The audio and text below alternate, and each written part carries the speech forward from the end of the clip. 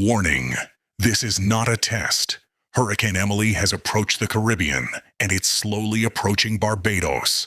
Minimal damage and significant rainfall are expected. Gusts of 43 miles per hour, experiencing tropical storm force winds. Remain indoors and stay tuned for weather advisories.